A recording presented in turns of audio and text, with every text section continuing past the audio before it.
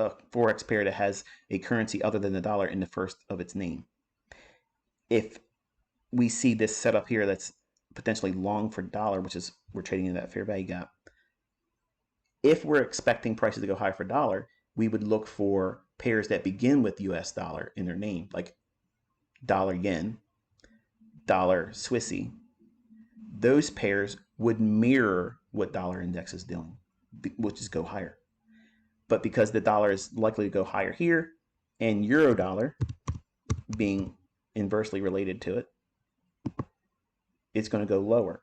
But it's not randomly just going to some level and starting some, mystery as to why it was going to go lower. It's what I'm teaching you. This range, the algorithm refers back to it. So it only needs to go up to equilibrium slightly higher. So we measure that with the 50 level. That's the only thing I'm using the Fibonacci for. I'm not using Fibonacci for entries. I'm using Fibonacci for premium and discount range, delineating a specific range to know where a setup should likely form. But in that range, what range specifically? It's this.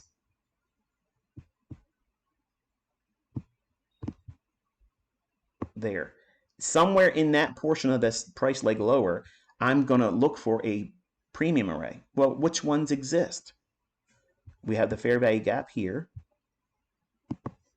Man, I should have charged money. Good grief, this I could have made easily $100,000 on this. I'm being facetious, folks. Relax.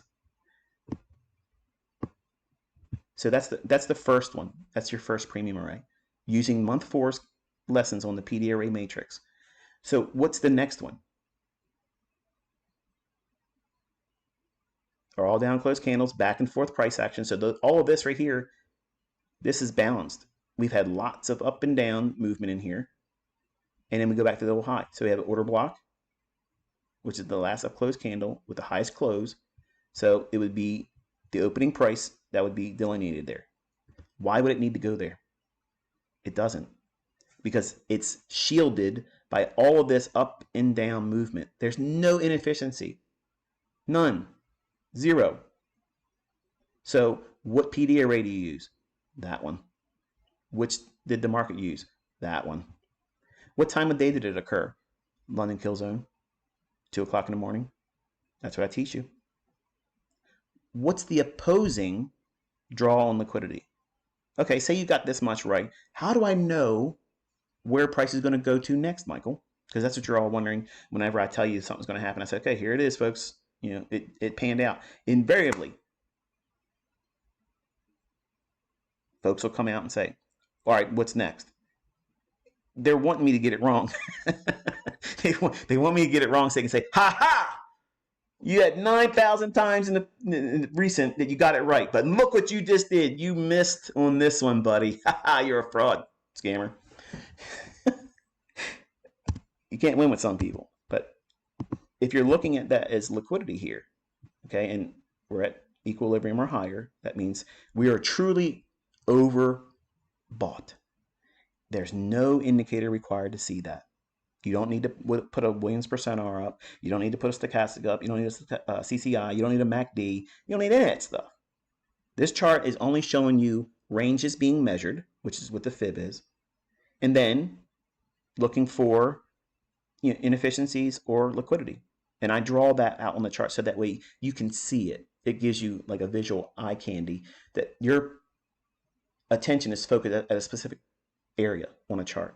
And then I go and I talk about what that is so that way you can see it and understand how to use it going forward. So at this moment right here, if in fact the market does go higher, to take the buy stops here and just trade into a short-term premium, which is relative to this dealing range high and that low, hopefully you guys can see this run from this high down to that low prior to that retracement.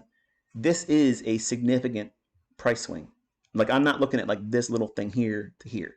That I'm not concerned about that. I want to focus on intermediate term price runs.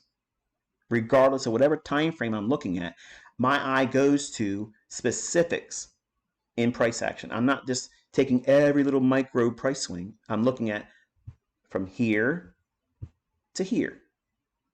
Maybe from here to here. But from here to here, absolutely. And whenever I see these ranges, on the weekend or in the morning, I'll go through my charts before the kill zones or before the sessions begin. And I'm doing this with all the ranges that are salient, which is daily, 4-hour, and hourly, and 15-minute. So I'm looking at all the potential dealing ranges that the market may refer back to. And then I weigh out whether or not, like I just did with this price run here from high to low, how many PD arrays are there? See, you think because I've taught you the propulsion block, fair value gap, institutional order flow entry drill, bearish order block, vacuum block, all those things, you're thinking, okay, which one do I use? Here's a perfect example. Which occurred in that price run? Just the fair value gap. That's all. And it only needed to go up to this level here at the same time it went down to its fair value gap on the dollar. Dollar went down to a discount. It's bullish. Euro went up to a premium. Bearish. Time of day, 2 o'clock. What's the candle here? What's the time? It's always local time, New York. Your trading view chart should always be set to New York. That's the time that the algorithm runs on. I don't care what anybody else says. Okay? This is the way it's coded. So it reports on time, on duty, at 2 o'clock in the morning, after hitting this, then price is allowed to run. Higher, higher, higher, higher. Then at 2 o'clock, off to the races. Boom. What's it going to reach for? How do I target a run like that? Where does it go to next? Well, if it went up to the buy side, here, and it went into inefficiency, here, it's in a premium above 50%, and the dollar's looking to go higher, it's in a short-term discount, it's in a fair value gap. Nothing says the dollar topped. I don't try to pick tops. I'm trading in the middle. You don't need the precision highs and the precision lows. You don't need that. You try to avoid that when you're using higher time frame charts. Try to avoid picking tops and bottoms on higher time frame charts. You absolutely can pick tops and bottoms in the lower time frame charts because they're going to behave subordinate to the higher time frame. What do I mean by that? If we're bullish on weekly and daily charts for dollar, it's real easy to nail down right to the pip short-term lows at key times or kill zones for dollar index intraday. It's just using these types of tools here. But if you're going short here and you're looking for the opposing draw on liquidity, that's this low right there. What's the reason behind that? What would be at that low of any importance, and why would it want to revisit that low? Because it was a sharp rally here. This induces traders to go long. The pattern that they formed here is a pseudo bull flag. I teach that in the core content. Where do fake bull flags occur? In this situation like this, and what I teach in the core content. It only goes up enough to validate the buyers on breakout on a bull flag, but it only really goes up to where I teach you. The algorithm sees this area right there. It runs above that short-term high here, and then because it took buy stops into the marketplace, smart money goes short here. So they're selling short here at the buy stops. So two things are being accomplished here. At premium, it trades up into it and takes the buy stops. So those buy stops, that buy sell liquidity has been purged. So if smart money is selling to those buyers, what are they trying to get out at?